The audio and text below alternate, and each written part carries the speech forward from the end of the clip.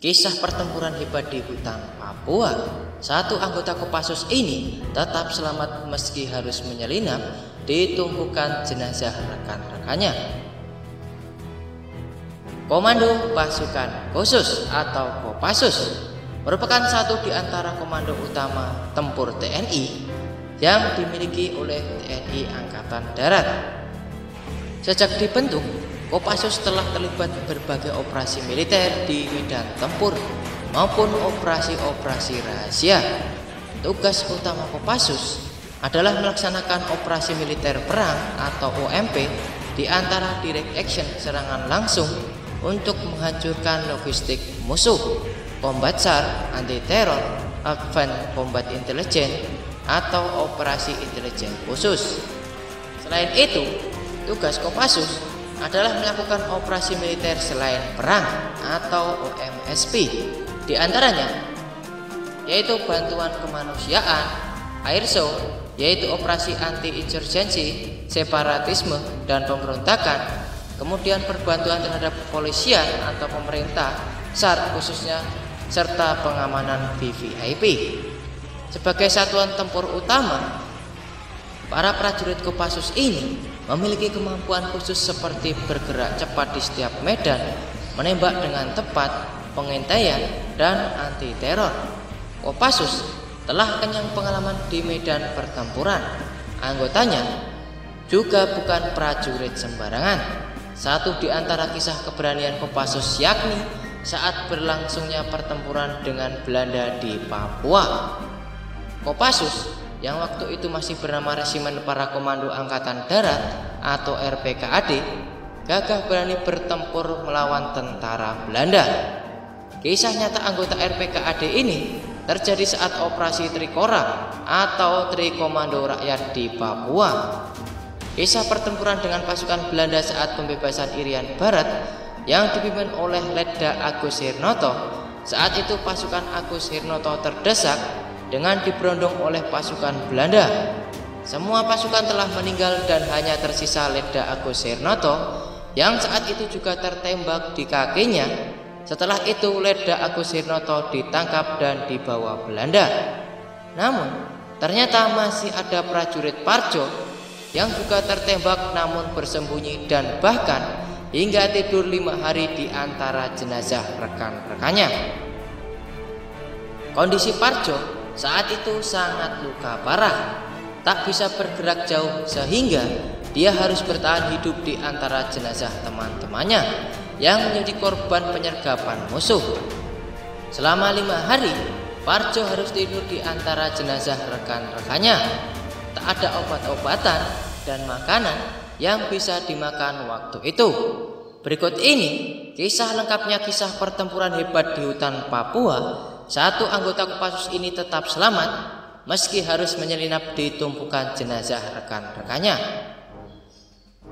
Perlu diketahui bahwa perang itu bernama Operasi Trikora, yakni usaha pemerintah Republik Indonesia untuk menggabungkan wilayah Papua bagian barat atau merebut kembali Irian Barat, yakni langkah diplomasi dan militer atau operasi rahasia militer saat itu.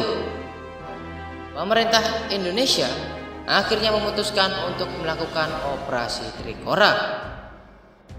Beberapa prajurit itu dibekali dengan teknik bunuh senyap, yakni tim halilintar Kopassus yang mampu membungkam para pemberontak hanya bersenjatakan dengan pisau angkasa.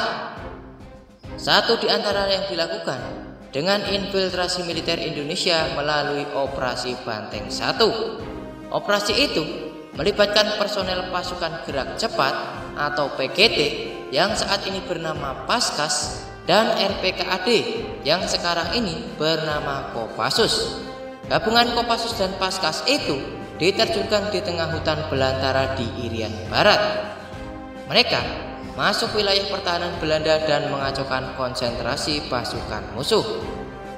Prajurit yang siap tempur itu dibagi 2 tim, yakni Banteng 1 di Fakfak dan Banteng 2 di Kaimana. Banteng 1 melakukan misi penerjunan di Fakfak yaitu dipimpin oleh Letda Infanteri Agus Hirnoto. Sementara Banteng II yaitu dipimpin oleh Letu Heru Sisnodo yang dilakukan di Kaimana, Papua Barat.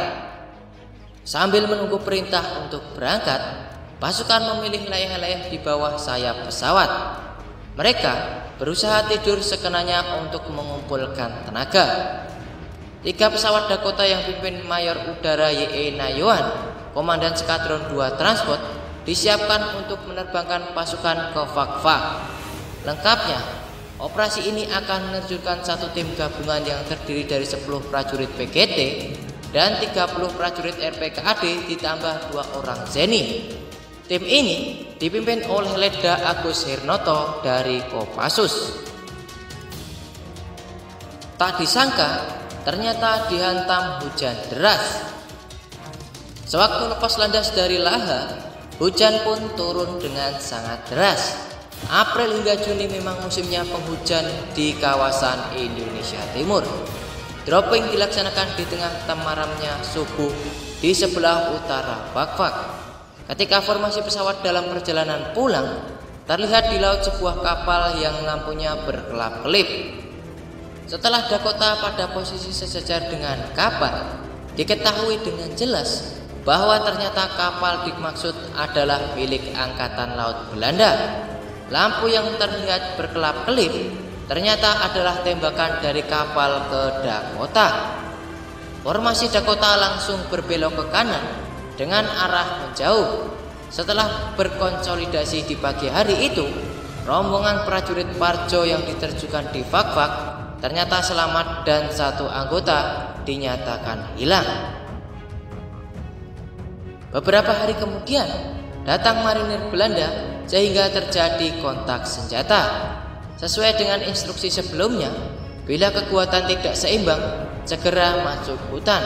Setelah keadaan tenang, akhirnya mereka menyusup kembali ke kampung tersebut dan ternyata sudah kosong. Rumah-rumah penduduk dibakar oleh Belanda dan penduduknya mengungsi entah kemana.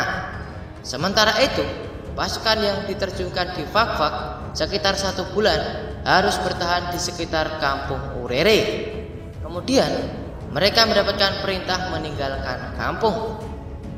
Dalam kondisi sudah lemah karena kekurangan makanan, pasukan berhenti sejenak di kebun pala untuk beristirahat. Namun ternyata secara tiba-tiba diserang pasukan Belanda dari arah seberang sungai. Dalam kontak senjata itu, 5 anggota gugur yakni prajurit Adim Sunahyu, prajurit Suwito, prajurit Lestari, dan 2 orang dari RPKAD yakni Sukani dan seorang lagi tidak diketahui namanya. Komandan Peleton Letda Agus Hirnoto tertembak di kedua kakinya dan ditawan Belanda. Sedangkan prajurit Parjo kaki kanannya tertembak namun dengan sisa tenaganya harus berusaha bersusah payah untuk menyelinap. Setelah Belanda pergi, prajurit Parjo harus berusaha merangkak karena tak sanggup berdiri menuju tempat temannya yang gugur. Dia hanya sanggup berdoa dan tetap bertahan di situ sekitar 5 hari, yakni di antara tumpukan mayat teman-temannya yang sudah memulai membusuk. Sebuah kebetulan, beberapa orang Papua lewat di sekitar situ. Mungkin kasihan melihat Parjo yang terluka, ia kemudian digotong dan dibawa ke kampung terdekat. Setelah beberapa hari dirawat, kemudian digotong lagi bersama-sama menyusuri pantai menuju rumah sakit Angkatan Laut Belanda di Fak-Fak. Di sini, ia memperoleh perawatan medis sebelum ditahan. Pada saat penahanan itu, ia mendengarkan melalui radio Belanda bahwa telah terjadi gencatan senjata. Setelah menjalani interogasi, ia kemudian dikirim dengan kapal laut ke Biak dan dari sana dibawa ke penjara di Pulau Wundi. Disinilah akhirnya ia bertemu pasukan resimen pelopor, yaitu Kapten Kartawi dengan pasukannya, pasukan Peltunana Sermai Boy Thomas, Kapten Udara Jalaluddin, Letnan Udara Isukandar, dan kru pesawat Dakota T-440. Itulah beratnya perjuangan prajurit Kopassus saat penugasan di Papua.